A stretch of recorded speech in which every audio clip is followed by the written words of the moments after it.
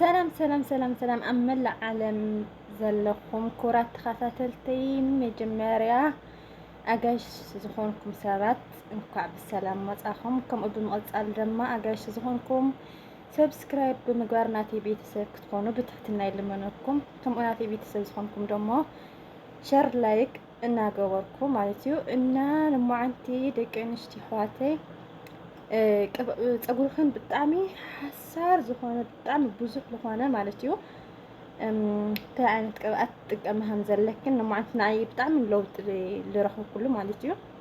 ፀጉረይ ሓሳር እዩ ብዙሕ እዩ ማለት እዩ። ብጣዕሚ ሓሳር ብጣዕሚ ድማ እዩ ብዙሕ። ከኡ ግን እዚኣ ኒኣትክን እዚኣ ቅብኣት እዚኣ ማለት እዩ ፎቶ ከምጠልክኒ ብዙሕ ይረአለይ እስቲ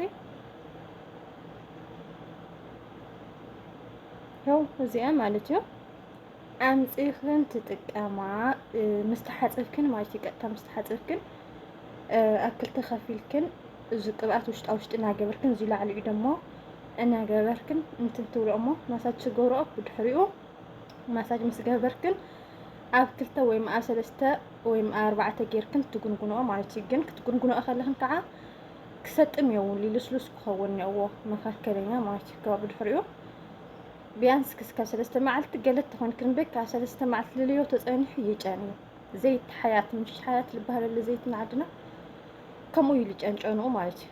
ወላ ሓዘዝ ከምኡ ኢሉ ጨን ይኾነ ይደፅቃኒ እዩ ማለት እዩ። እና ቃልጢፍክ ክስካብ ሰለስተ መዓልቲ በካ ሰለስተ መዓልቲ ልልዮ ክሓልፍ የውል ራእዮ ሓዝናተይ ምስ ፈትሓ ወሲ እዚ ገይረሉ ፀኒሐሲ ቀትሕፀወ ገዲም ገለይለስ ፈትሐ ፀጉሪ ማለት ምስ ፈትሐ ወረ እንዳለ ደስ ክብል በቃ ኮይኑ ብጣዕሚ ደስ ክብል ከምዙ مش በቃ ከምዚ ቢካ ተእስም ክትለጉንስ በቃ ደስ ክብለካ በቃ ልስሉስ ኮይኑ ስለልፍታሕ ከምዚ ጌርካ ተተዕዘቡን ከምዚ ፍሪዝ ዓይነት በቃ ለክን مش ብጣዕሚ ደስ በሃሊ ልኾን ማለት እዩ። እናርአዮ እውነት ይሁን ብጣዕሚ ልኢለ ብረቕርቆ በቃ እንትን ልገብሮ ደስ በሃሊ ልኾን ፀጉርካ ዋላ ካብኡ ይልስልስ እዩ። እዚ ፀጉርካ ብቻ ይኾነ ዝጠቅም ከምኡ እውን ደረቕ ነፍሲ ዝኾነ ንእግርካ ይኹን ንኢድካ ይኹን ንኩሉ ይጠቅም እዩ።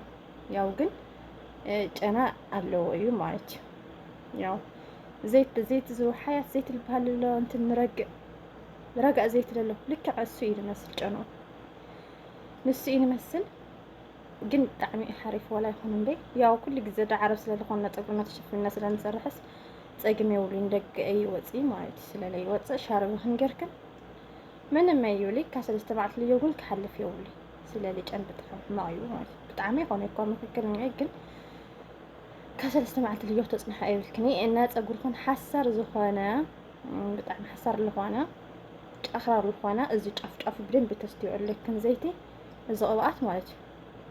ካብ ድሕሪኡ ትጉንጉንኦ ቀጥታ ትጉንጉንኦ ጎንጉንክን ኣለስልስ ሰቢልክን ጎንጉንክን ንኸክል ናፍኩ ሰቢልክን ካብኡ ብድሕሪኡ ሰለስተ መዓልቲ ገለ ፀኒሐን ትፈትሖኦ ማለት እዩ። ብጣዕሚ እንትን ልስሉስ ኢሉ ኾን ብጣዕሚ ማለት እዩ ደስ እንታይ ብቻ ግን ኣነ ግን ክልተ ወርሒ ገይረ ኣለኹ እዚኣ ልጥቀም ካሊእ ቅብኣት ገዲፉ እየ ክልተ ወርሒ ገይረ እኒአኹ እዚኣ ልጥቀም ግን ብጣዕሚ ለውጢ ትረኺበሉ እየ ፀጉረይ ክብለክን ደሊ ስለዚ ሞክሮኦ ንኣየ ስለንተስማዕምዕኒ ንኣኽኒ ስማዕምዕክን ማለት ይኾነ ግን ምናልባት ክስማዕምዕክን ይኽእል ፀጉርክን ገለ ከም ናተይ ፀጉርክን ብዙሕ ዝኾነ ከምዚኣ ልበለ ኣምፂኽን ተጠቐማ ክብለክን ይደሊ ክቡራት ኣሕዋተይ።